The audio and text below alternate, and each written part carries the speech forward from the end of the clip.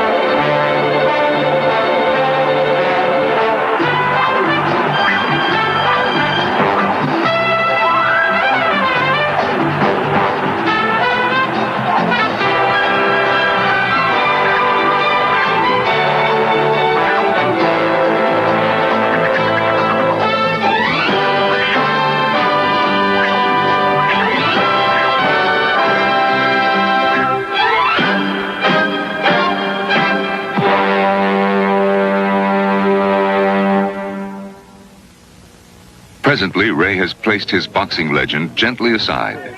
He's become physically and emotionally involved with his youth foundation for underprivileged children. His young teenagers are all vaguely aware that this soft-spoken man who teaches them is someone very special. Every legend has a beginning, and 1939 was the year. The magnificent Henry Armstrong retains his welterweight crown with a one-sided decision over Ernie Roderick in London. Slick boxing Billy Conn becomes the new light heavyweight champion. Also in 1939, a portly light heavyweight in white trunks wins the National Diamond Belt Amateur title. His name on the program is listed as Jacob LaMotta. Heavyweight champion Joe Louis continues to destroy all opposition. Two-ton Tony Galento is one of the victims. In New York City, the finals of the 1939 Golden Glove boxing competition take place in Madison Square Garden. Heavyweight champion Joe Louis is refereeing one of the amateur finals, which makes the night all the more colorful. But tonight's crowd is anxiously awaiting the featherweight finals. An 18-year-old youngster has stormed through his previous bouts to reach tonight's finals. His name is Ray Robinson. Ray Robinson in white trunks comes out for round one against Louis Valentine. This is the finals in the featherweight division of the 1939 Golden Gloves. In reaching tonight's final, Robinson has shown everyone that there's a brilliant young star rising in the boxing world. In his 5 bouts prior to tonight, only one man has gone the full 3-round distance. Robinson was awarded round one by all the judges.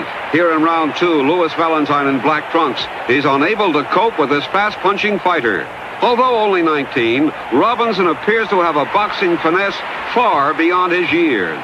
A pulverizing right crashes off Valentine's jaw. Valentine goes down, and the referee picks up the count. Valentine is up at the count of 5, and Robinson moves in to finish it. Ray would love to add Valentine to his list of KO victims here in round two.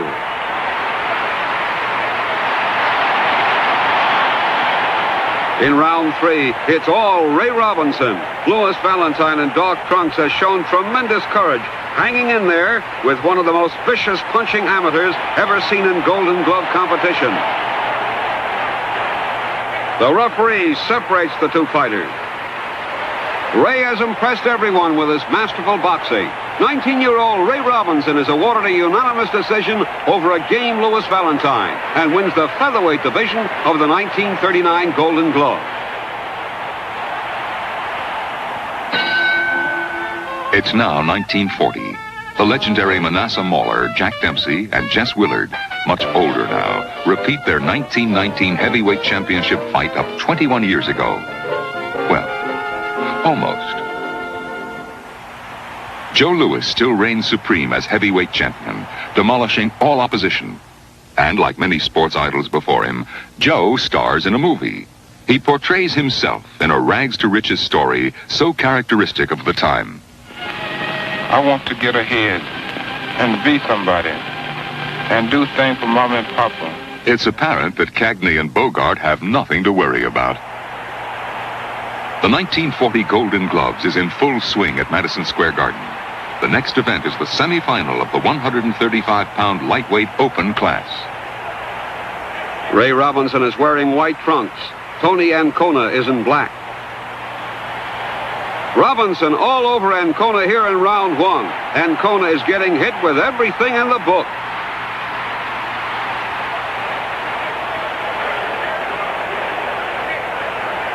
Wisely, the referee steps in and awards the fight to Ray Robinson.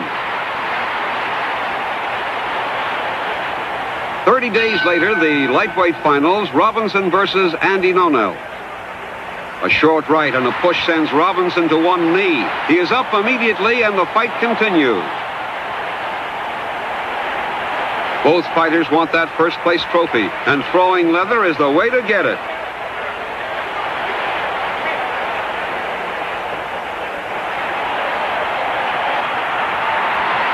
A crashing left hook hurts Nonell.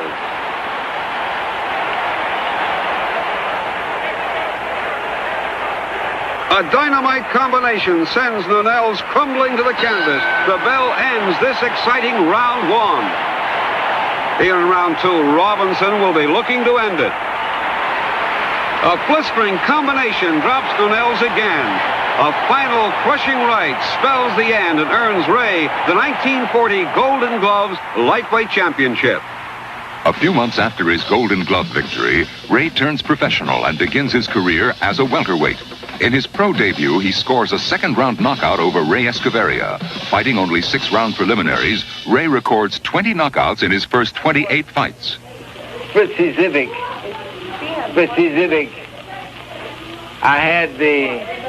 I started my professional career with the first bout, 4 rounds, on the same card in Madison Square Garden when he fought Henry Armstrong, when he knocked out Henry Armstrong. And maybe 10 months from that day, he and I was fighting the top bout, the main bout in Madison Square Garden. The Ray Robinson-Fitzy Zivik fight was a veritable war. Zivik, former welterweight champion, was a brawling fighter. And on this October evening, he gave Robinson the toughest fight of his young career. The two men exchanged torrid punches throughout the bout. Robinson, landing long right-hand bombs in the later rounds, was awarded a hard-fought decision, his 26th without a loss. 1941 is slipping by as heavyweight king Joe Louis continues to do what he does so well. A young Ray Robinson watched in awe. I wanted to be like Joe Louis, and I used to carry his bag for him to the gymnasium. And I started fighting when I was 15. That's why I had to borrow another name, because I wasn't old enough. And then I was very successful when I started fighting. I won 170-some fights before I lost the first time. Rugged Jake LaMotta puts the first blemish on Ray's record in a 10-round slugfest, a murderous fight neither man would soon forget. I always will remember it. He was a very tough boy. He hit him with everything, and he just would never go. He was very tough, very good, rough fighter. LaMotta forced the fight, constantly throwing punches. Robinson, caught on the ropes too often, was unable to counter effectively and lost a very close decision